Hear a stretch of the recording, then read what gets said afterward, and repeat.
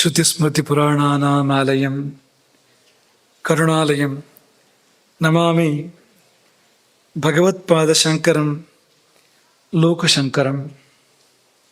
ಆಪದಾಮಪಹರ್ತಾರಂ ದಾತಾರಂ ಸರ್ವಸಂಪದಾಂ ಲೋಕಾಭಿರಾಮಂ ಶ್ರೀರಾಮಂ ಭೂಯೋ ಭೂಯೋ ನಮಾಮ್ಯಹಂ. ಅಂಜನಾನಂದನಂ ವೀರಂ ಜಾನಕೀ ಶೋಕನಾಶನಂ ಕಪೀಶಂ ಅಕ್ಷಹಂತಾರಂ ವಂದೇ ಲಂಕಾ ಭಯಂಕರಂ. ಮೊದಲಾಗಿ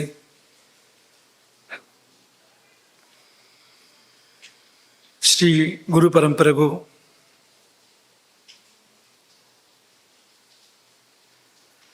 ಪ್ರಭು ಶ್ರೀ ಸೀತಾರಾಮಚಂದ್ರ ಸ್ವಾಮಿಗೂ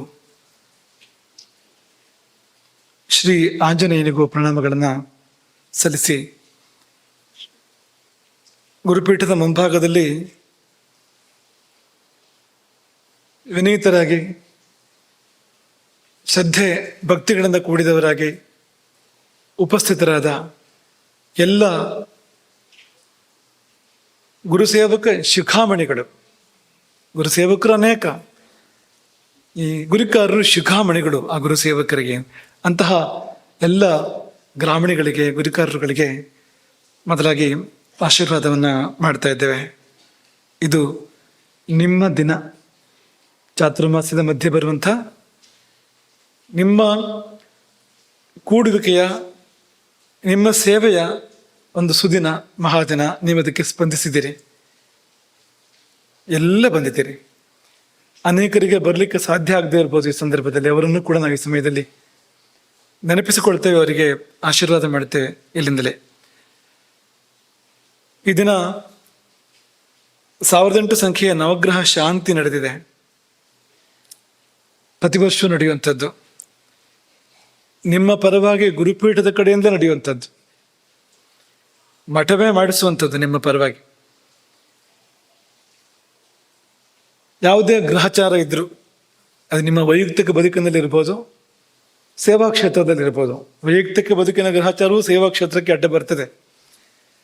ಸೇವಾ ಕ್ಷೇತ್ರದ ಗ್ರಹಚಾರವಂತೂ ಹೇಗೂ ಅಲ್ಲಿ ತೊಂದರೆ ಮಾಡೇ ಮಾಡ್ತದೆ. ಹೀಗೆ ನಿಮ್ಮ ಅಡೆತಡೆಗಳನ್ನ ನಿವಾರಿಸಬೇಕು, ನಿಮ್ಮ ಕ್ಲೇಶ ಕಂಟಕ ಬಾಧೆಗಳನ್ನ ನಿವಾರಿಸಬೇಕು ಅನ್ನೋ ಹಿನ್ನೆಲೆಯಲ್ಲಿ ಈ ಒಂದು ನವಗ್ರಹ ಶಾಂತಿ ಮತ್ತು ಮೃತ್ಯುಂಜಯ ಹವನ, ಅದು ನಿಮ್ಮ ಆರೋಗ್ಯದ ಸಲುವಾಗಿ, ನಿಮ್ಮ ಆಯುಸ್ಸಿನ ಸಲುವಾಗಿ, ನೀವೆಲ್ಲ ಆರೋಗ್ಯವಂತರಾಗಿ ಬದುಕಿ ಬಾಳಬೇಕು ಎನ್ನುವ ಒಂದು ಹಾರೈಕೆಯಿಂದ ಮಾಡ್ತಾ ಇರುವಂಥದ್ದು. ಯಾಕೆಂದ್ರೆ ಬೇರೆ ಏನು ಕಾಣಿಕೆ ಕೊಡೋಕೆ ಸಾಧ್ಯ, ನಿಮ್ಗೆ ಏನು ಆಶೀರ್ವಾದ ಕೊಡೋಕೆ ಸಾಧ್ಯ, ಇದೇ ನಿಮ್ಗೆ ಉಡುಗೊರೆ ಅನ್ನೋ ಅರ್ಥದಲ್ಲಿ ಮಾಡ್ತಾ ಇರುವಂಥದ್ದು. ಇನ್ನು ಗಂಗಾಜಲ ಮತ್ತು ಭಸ್ಮಪ್ರಸಾದ ನಿಮ್ಗೆ ಇನ್ನು ಮಂತ್ರಾಕ್ಷರ ಸಮಯದಲ್ಲಿ ಪ್ರಾಪ್ತ ಆಗ್ತದೆ.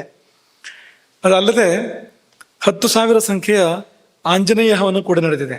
ಯಾಕಂದ್ರೆ ಸೇವೆಗೆ ಮತ್ತೊಂದು ಹೆಸರು ಆಂಜನೇಯ ಅಂದ್ರೆ, ಶಕ್ತಿಯೂ ಹೌದು. ಆಂಜನೇಯ ಅಂದ್ರೆ ಶಕ್ತಿ ಅಂದ್ರೆ ಆಂಜನೇಯನೇ ಇದು. ಅದಕ್ಕೊಂದು ಮತ್ತೊಂದು ಉದಾಹರಣೆ, ನಿಮಗೆ ಶಕ್ತಿ ಬರಬೇಕು. ಹಲವು ಬಾರಿ ಮನಸ್ಸಿರ್ತದೆ, ಅದ್ರ ಶಕ್ತಿ ಇರೋದಿಲ್ಲ, ಅಥವಾ ಶಕ್ತಿ ಇಲ್ಲ ಅಂತ ಅನ್ನಿಸಿಬಿಡುತ್ತದೆ ನಮಗೆ. ಇದು ಒಂದು ರೋಗವೇ. ಹಾಗಾಗಬಾರ್ದು. ಒಂದು ಶಕ್ತಿ ಇರಬೇಕು ಮತ್ತು ನಿಮಗದು ಭಾಸ ಆಗಬೇಕು. ಹನುಮಂತನಿಗೆ ಹಾಗಾಯ್ತಂತೆ, ಶಕ್ತಿ ಇತ್ತು, ಅದರದ್ದು ಭಾಸ ಆಗಲಿಲ್ಲ ನನಗೆ ಶಕ್ತಿ ಇದೆ ಅಂತ. ಜಾಂಬು ಅಂತ ಹೇಳುವವರೆಗೆ ಹಾಗೆ ಇತ್ತು ಅಂತ ನಾವು ಕೇಳ್ತೇವೆ. ಹಾಗೆ ನಿಮಗೆ ನಿಮ್ಮ ಶಕ್ತಿಯ ಭಾಸ ಆಗಬೇಕು, ಶಕ್ತಿಯ ಆವಾಹನೆ ಆಗಬೇಕು ಅನ್ನೋ ಕಾರಣಕ್ಕೆ ಈ ಒಂದು ಆಂಜನೇಯ ಶಿವನ ಇದೆಲ್ಲ ಎಂದು ನೆರವೇರದೆ ನೀವೆಲ್ಲ ಭಾಗಿಯಾಗಿದ್ದೀರಿ. ವೈದಿಕರು ತುಂಬ ಪ್ರೀತಿಯಿಂದ ನಡೆಸಿಕೊಟ್ಟಿದ್ದಾರೆ. ಅವರು ಏನನ್ನೂ ತೆಗೆದುಕೊಂಡಿಲ್ಲ, ನಿಸ್ಪೃಹವಾಗಿ. ಹಿಂದೊಂದು ಕಾಲದಲ್ಲಿ ಗುರಿಕಾರರು ಮತ್ತು ವೈದಿಕರು ಅಂದರೆ ಇದು ಉತ್ತರ ದಕ್ಷಿಣ ಅನ್ನೋ ಹಾಗೆ ಮಾತುಕತೆಗಳು ನಡೀತಾ ಇತ್ತು. ಆದರೆ ಇವತ್ತಿನ ಕಾರ್ಯಕ್ರಮ ಹೇಗಿದೆ ಅಂದರೆ, ಗುರಿಕಾರರ ವತಿಯಿಂದ ನಡೀತಾ ಇರುವಂತಹ ಹವನ ಅವರ ಸಲುವಾಗಿ ನಡೀತಾ ಇರುವಂಥದ್ದು. ವೈದಿಕರು ಕ್ರಿಯಾದಕ್ಷಿಣೆಯನ್ನೇ ಸ್ವೀಕಾರ ಮಾಡದೆ ಕೇವಲ ಸಾಂಕೇತಿಕವಾಗಿ ಮಾತ್ರ ಆ ರೀತಿಯಲ್ಲಿ ಮಾಡಿಕೊಟ್ಟಿದ್ದಾರೆ. ಮಾತ್ರ ಅಲ್ಲ, ಅವರ ಸೇವೆಯನ್ನು ಮಾಡಿದ್ದಾರೆ, ಹೆಚ್ಚಿನ ಸೇವೆಯನ್ನು ಕೂಡ ವೈದಿಕರುಗಳು ಮಾಡಿದ್ದಾರೆ. ಆ ರೀತಿಯಲ್ಲಿ ಈ ಕಾರ್ಯಕ್ರಮ ನೆರವೇರಿದೆ. ನಿಮಗೆಲ್ಲ ಆಶೀರ್ವಾದ. ಮೊಟ್ಟ ಮೊದಲನೇದಾಗಿ ನಿಮ್ಮನ್ನು ಯಾಕೆ ಬರಮಾಡ್ಕೊಂಡಿದ್ದು ಇಲ್ಲಿಗೆ ಅಂದರೆ, ನಿಮಗೆ ಒಬ್ಬೊಬ್ಬರಿಗೂ ಕೂಡ ಆಶೀರ್ವಾದ ಮಾಡುವ ಸಲುವಾಗಿ ನಿಮ್ಮನ್ನು ಬರಮಾಡ್ಕೊಂಡಿರುವಂಥದ್ದು. ನಿಮಗೆ ಇನ್ನೇನೋ ಕೆಲಸ ಹಚ್ಚಲಿಕ್ಕೆ ಬರಮಾಡ್ಕೊಂಡಿದ್ದು ಅಂತ ಅನ್ಕೊಳ್ಬೇಡಿ. ಹಾಗಲ್ಲ, ನಿಮ್ಗೆ ಪಾಪ ಕೈಯೆಲ್ಲ ಮೈಯೆಲ್ಲ ಕೆಲಸ ಇದೆ ನಿಮಗೆ ಈಗಾಗಲೇ. ಹಾಗಾಗಿ ಅದಲ್ಲ, ಒಂದು ದಿನ ಗುರಿಕಾರರಿಗೆ ಆಶೀರ್ವಾದ ಮಾಡಲಿಕ್ಕೆ ಇರಲಿ ಎನ್ನುವ ಕಾರಣಕ್ಕೆ ಈ ದಿನ ಇದು ಇರುವಂಥದ್ದು. ಹಾಗಾಗಿ ನಿಮಗೆಲ್ಲ ಮನಸಾರೆ ಮಾಡುವಂಥ ಆಶೀರ್ವಾದ ಸೀತಾರಾಮಚಂದ್ರ, ಚಂದ್ರಮೌಳೀಶ್ವರ, ರಾಜರಾಜೇಶ್ವರಿಯರು ಮತ್ತು ನಮ್ಮ ಅದ್ಭುತವಾದ ಗುರು ಪರಂಪರೆ ನಿಮ್ಮನ್ನು ಸದಾ ಕಾಯಲಿ. ಮನೆಯೊಳಗೆ ಹೊರಗೆ, ಮನೆ ವಿಷಯದಲ್ಲಿ ಮತ್ತು ಸೇವೆ ವಿಷಯದಲ್ಲಿ ಹೆಜ್ಜೆ ಹೆಜ್ಜೆಯಲ್ಲಿ ನಿಮ್ಮನ್ನ ಈ ಆಶೀರ್ವಾದ ಕಾಯಲಿ, ನಿಮಗದು ಒಳ್ಳೆಯದನ್ನು ಮಾಡಲಿ ಎಂಬುದಾಗಿ ಈ ಸಮಯದಲ್ಲಿ ನಿಮ್ಮನ್ನು ನಾವು ಹಾರಿಸುವಂಥದ್ದು. ಕುಟುಂಬಕ್ಕೂ, ನಿಮ್ಮ ಕುಟುಂಬಕ್ಕೂ, ಒಂದು ಬಳಗಕ್ಕೂ ಎಲ್ಲರಿಗೂ ಆಶೀರ್ವಾದ. ಅವರೂ ತ್ಯಾಗ ಮಾಡ್ತಾರೆ. ಯಾಕಂದರೆ ಈ ಗುರಿಕಾರನಾದವನು ಅವನು ಹೆಚ್ಚು ಸಂಚಾರ ಮಾಡ್ತಾ ಇರಬೇಕಾಗ್ತದೆ. ಮನೆಯಲ್ಲಿ ಅವನು ಯಾವಾಗಲೂ ಇರ್ಲಿಕ್ಕಾಗ್ತದೆ ಅಂತೇನಿಲ್ಲ. ತ್ಯಾಗ ಮನೆಯವ್ರದ್ದು ಕೂಡ ಇರ್ತದೆ. ಇವರ ಕೆಲಸವನ್ನು ಅವ್ರು ಮಾಡಬೇಕಾಗ್ತದೆ ಎಷ್ಟೋ ಬಾರಿ. ಹಾಗಾಗಿ ಇವರಿಗೂ ಎಲ್ಲ ಈ ಸಮಯದಲ್ಲಿ ನಾವು ಆಶೀರ್ವಾದಗಳನ್ನು ಮಾಡ ಬಯಸ್ತೇವೆ. ಒಂದು ದೊಡ್ಡ ಕಾಣಿಕೆಯನ್ನು ಸಮರ್ಪಣೆ ಮಾಡಿದ್ರಿ. ಅದು ಪ್ರತಿ ವರ್ಷದ ಕ್ರಮಕ್ಕಿಂತ ಭಿನ್ನ. ಪ್ರತಿ ವರ್ಷ ಬಹಳ ವಿಳಂಬವಾಗಿ, ಅಂದರೆ ಆಗಿನ ಲೆಕ್ಕದಲ್ಲಿ ವಿಳಂಬ ಅಲ್ಲ ಅದು, ಈಗ ಹಾಗೆ ಕಾಣ್ತಾ ಉಂಟು ಅದು ವಿಳಂಬ ಅನ್ನೋ ರೀತಿಯಲ್ಲಿ. ಆಮಂತ್ರಣವು ಬಹಳ ತಡವಾಗಿ ತಲುಪ್ತಾ ಇತ್ತು, ಚಾತುರ್ಮಾಸದ ಆಮಂತ್ರಣ ಶಿಷ್ಯರಿಗೆ. ಹಾಗೆ ಕಾಣಿಕೆ ಕೂಡ ತಡವಾಗಿ ಬಂದು ತಲುಪ್ತಾ ಇತ್ತು ಮಠಕ್ಕೆ. ಈ ಪುನಃ ಹೇಳುವಂಥದ್ದು, ಈಗ ಹೋಲಿಸಿದ್ರೆ ತಡ ಆದ್ರು ಅಂತ. ಕಳೆದ ವರ್ಷ ನೀವು ಇಷ್ಟು ವರ್ಷ ತಡ ಮಾಡಿದ್ರಿ ಅನ್ನೋ ಅರ್ಥದಲ್ಲಿ ಹೇಳ್ತಾ ಇರುವಂಥದ್ದಲ್ಲ. ಆಗ ಹೇಗೆ ಸೂಚನೆ ಇತ್ತು ಹಾಗೆ ಮಾಡಿದ್ದೀರಿ. ಆದರೆ ಈ ವರ್ಷ ವಿಶೇಷವಾದ ಚಾತುರ್ಮಾಸ ಇದು. ಸಮಯಕ್ಕೆ ಸಾಕಷ್ಟು ಮುಂಚಿತವಾಗಿ ಹತ್ತಿರ 2 ತಿಂಗಳು ಮೊದಲೇ ನಮಗೆ ಆಮಂತ್ರಣ ಪತ್ರಿಕೆ ನಿಮ್ಮ ಕೈಗೆ ಸಿಕ್ಕಿರುವಂಥದ್ದು. ನೀವು ಎಲ್ಲರಿಗೂ ಶಿಷ್ಯರಿಗೆ ಕೊಟ್ಟು ಆಮಂತ್ರಣ ಮಾಡಿದ್ದೀರಿ. ನೀವೆಲ್ಲ ಸಂಗ್ರಹವನ್ನು ಕೂಡ, ಸಂಗ್ರಹ ಅಂತ ಆ ಶಬ್ದ ಬಳಸಬೇಕಾಗಿಲ್ಲ, ಅಧ್ಯಕ್ಷರು ಹೇಳಿದ ಹಾಗೆ ಅದೊಂದು ಸಮರ್ಪಣೆ. ಇದು ಸಂಗ್ರಹ ಅನ್ನುವಾಗ ಒಂದು ಬೇರೆ ಧ್ವನಿ ಬರ್ತದೆ ಅದರಲ್ಲಿ. ಸಮರ್ಪಣೆ ಇದು. ನೀವೇನು ಯಾರಿಗೂ ಒತ್ತಾಯ ಮಾಡಬೇಕಾಗಿ ಬರೋದಿಲ್ಲ, ತಾನಾಗಿ ಅದು ಹೋಗಿ ಮುಟ್ಟಿದ್ರೆ ಸಾಕು, ನೆನಪು ಮಾಡಿದ್ರೆ ಸಾಕು ಬರುವಂಥದ್ದು ಅಂತ. ಅದು ಬಂದಿದೆ. ದೊಡ್ಡ ಮೊತ್ತದ ಸಮರ್ಪಣೆ ನೆರವೇರಿದೆ.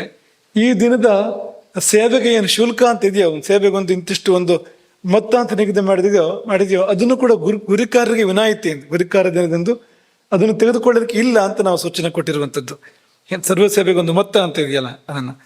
ಆದರೂ ಈ ಮುಳ್ಳೇರಿಯ ಮಂಡಲದ ಗುರಿಕಾರರು ವೈಯಕ್ತಿಕವಾಗಿ ಅವರ ಸ್ವಪ್ರೇರಣೆಯಿಂದ ಸಂಗ್ರಹ ಮಾಡಿ ಒಂದಷ್ಟು ಮೊತ್ತವನ್ನು, ಒಂದು ವೇದ ಪೋಷಕ, 1.5 ವೇದ ಪೋಷಕ ಅಂತ ಅನ್ಬೋದು ಬೇಕಿರೋದನ್ನ, ಅದನ್ನು ಸಮರ್ಪಣೆ ಮಾಡಿದ್ದಾರೆ ಇವತ್ತು. ಅದೆಲ್ಲ ನಿಮ್ಮ ಭಾವನೆಯನ್ನು ತೋರಿಸುವಂಥದ್ದು. ಬೇರೆ ಬೇರೆ ಕಡೆ ಸಭೆಗಳು, ಸಂವಾದ ಸಭೆಗಳು, ಈ ಗುರಿಕಾರರ ಗುರುಮಾರ್ಗ ಎನ್ನುವ ಆ ಒಂದು ಏನು ಪುಸ್ತಿಕೆ ಬಂತೋ ಅದನ್ನು ಆಧರಿಸಿರ್ತಕ್ಕಂಥ ಸಂವಾದ ಸಭೆಗಳು ಅಲ್ಲಲ್ಲಿ ನಡೆದು 805 ಗುರಿಕಾರರು ಇದರಲ್ಲಿ ಭಾಗವಹಿಸಿದರು. ಇದು ಒಂದು ಒಳ್ಳೆ ಕೆಲಸ ಆಗಿದೆ.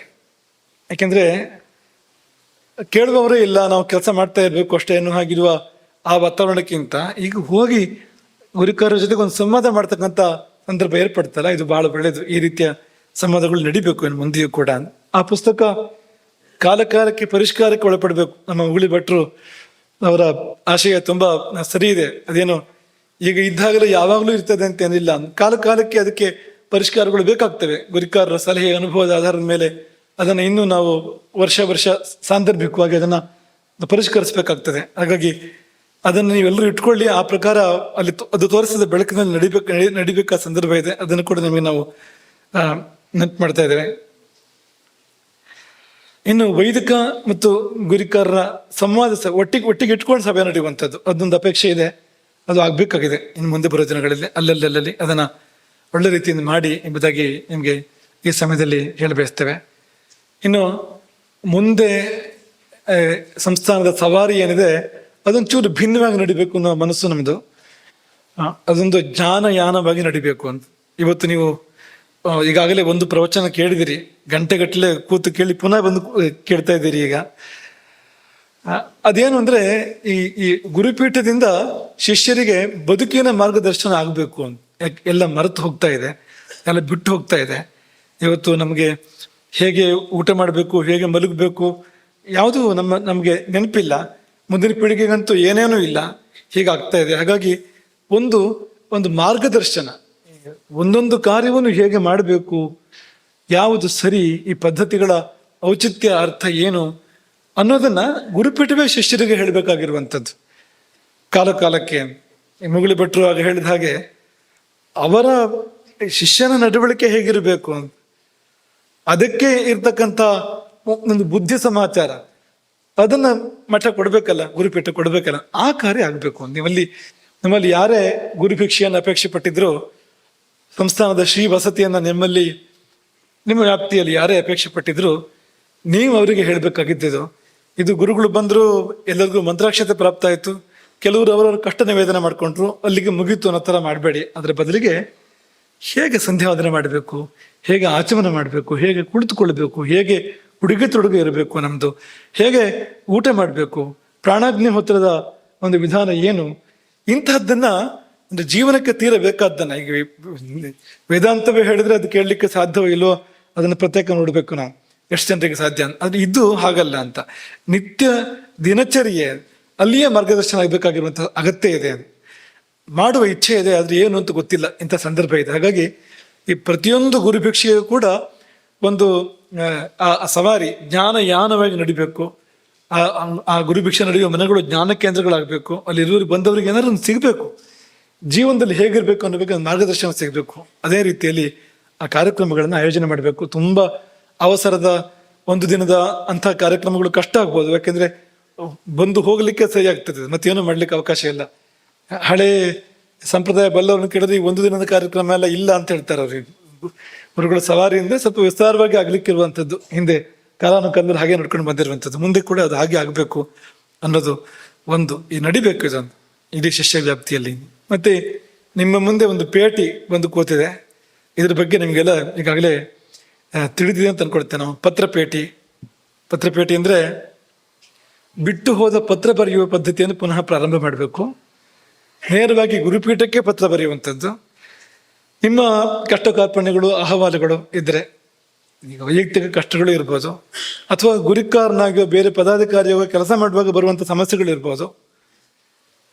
ಅದು ಅಲ್ಲ, ಇನ್ಯಾವುದೋ ತುರ್ತು ಇಂದಿಗೆ ಒಂದು ಉತ್ತರ ಬೇಕು, ನಾಳೆ ಬೆಳಗ್ಗೆ ಉತ್ತರ ಬೇಕು ಅಂತ ತೊಂದರೆ ಆಗಿದೆ ಒಂದು ಅಂಥದ್ದಿರ್ಬೋದು.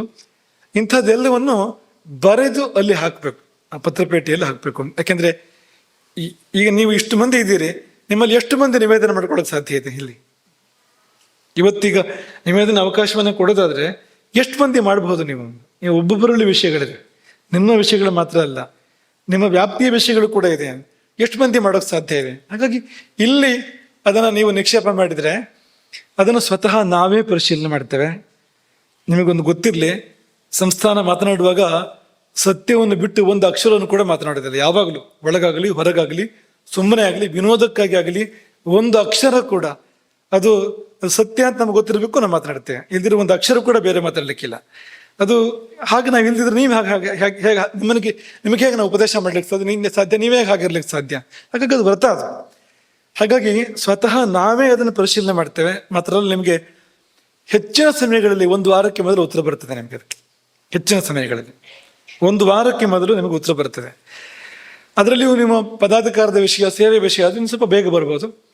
ತುರ್ತು ವಿಷಯಗಳಾದ್ರೆ ನಿಮಗೆ 1-2-3 ಗಂಟೆಗಳಲ್ಲೇ ಉತ್ತರ ಬರ್ಬೋದು. ಆ ದಿನವೇ ಸಿಗ್ಬೋದು ಉತ್ತರ ನಿಮಗೆ. ಅಂಥದ್ದೊಂದು ವ್ಯವಸ್ಥೆಯನ್ನ ಕಲ್ಪನೆ ಮಾಡಲಾಗಿದೆ, ಸದುಪಯೋಗ ಮಾಡಬೇಕು ಎಲ್ಲರೂ ಕೂಡ. ಇಲ್ಲಿ ತುಂಬಾ ಸಮಯ ಹರಣ ಆಗಬಾರ್ದು. ಈ ಮಂತ್ರಾಕ್ಷೇತ್ರ ಸಮಯದಲ್ಲಿ ಅದು ಮುಗಿಯದ ಒಂದು ಕಾರ್ಯಕ್ರಮ ಆಗಿ ಪರಿಣಮಿಸಬಾರದು. ಇಲ್ಲಿ ಆಶೀರ್ವಾದ ಪಡ್ಕೊಳ್ಳಿ. ಆಶೀರ್ವಾದದ ಮಾತನ್ನ ನಿಮ್ಮ ಗೌರವದ ಮಾತುಗಳನ್ನ ಹೇಳ್ಬೋದು, ಆಶೀರ್ವಾದದ ಮಾತುಗಳನ್ನ ಕೇಳ್ಬೋದು, ಉಭಯ ಕುಶಲೋಪರಿಗೆ ತೊಂದರೆ ಇಲ್ಲ. ಆದ್ರೆ ಬೇರೆ ಒಂದು ವಿಷಯ ಮಾತನಾಡಬೇಕು ಅಂದ್ರೆ ಮೊದಲು ಲೇಖಿ ಮುಖೇನ ಅದು ಬರಬೇಕು. ಬಂದ ನಂತರ ಅಗತ್ಯ ಕಂಡಾಗ ನಾವೇ ಕರೆಯಿಸ್ಬೋದು, ಬನ್ನಿ ಮಾತಾಡಲಿಕ್ಕಿದೆ ಈ ವಿಷಯದಲ್ಲಿ ನಾವೇ ಹೇಳ್ಬೋದು ಅಗತ್ಯ ಕಂಡಾಗ. ಹಾಗಾಗಿ ವೈಯಕ್ತಿಕ ವಿಷಯ ಆದ್ರೆ ಅದು ಬಿಡಿರ ಕೋಟೆ, ಪದಾಧಿಕಾರದ ಸೇವೆಯ ವಿಷಯ ಆದ್ರೆ ಅದಕ್ಕೆ ಹಳದಿಲ ಕೋಟೆ ಇರುವಂಥದ್ದು, ತುರ್ತು ಇದ್ರೆ ಕೆಂಪುರ ಕೋಟೆ, ಅದ್ರಲ್ಲಿ ಹಾಕಿದ್ರೆ ಕೂಡಲೇ ಉತ್ತರ ಸಿಗ್ತದೆ. ಹಾಗಂತ ತುರ್ತು ಇಲ್ಲದ ವಿಷಯಗಳನ್ನ ಬರೆದು ಹಾಕ್ಬಾರ್ದು. ಈಗಾಗಲೇ ಅಂಥದ್ದು ನಡೀತಾ ಇದೆ.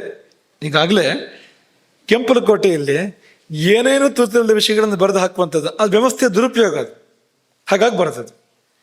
ಇದನ್ನು ನೀವು ಮಾಡಬೇಕು ಮತ್ತು ನಿಮ್ಮ ವ್ಯಾಪ್ತಿಯಲ್ಲಿ ಕೂಡ ತಿಳಿಸಿ ಮಾಡಿಸ್ಬೇಕು. ನನಗೆ ಅವಕಾಶವೇ ಸಿಗಲಿಲ್ಲ, ಯಾರು ಹೇಳೋ ಹಾಗಿಲ್ಲ, ಇನ್ನು ಮುಂದೆ ಯಾರು ಹೇಳೋ ಹಾಗಿಲ್ಲ. ನೀವು ಅಲ್ಲಿ ಬನ್ನಿ, ಆ ಪತ್ರಪೇಟೆಯಲ್ಲಿ ಬನ್ನಿ, ನಿಮ್ಮ ನಿವೇದನೆಯನ್ನು ಸಲ್ಲಿಸಿ.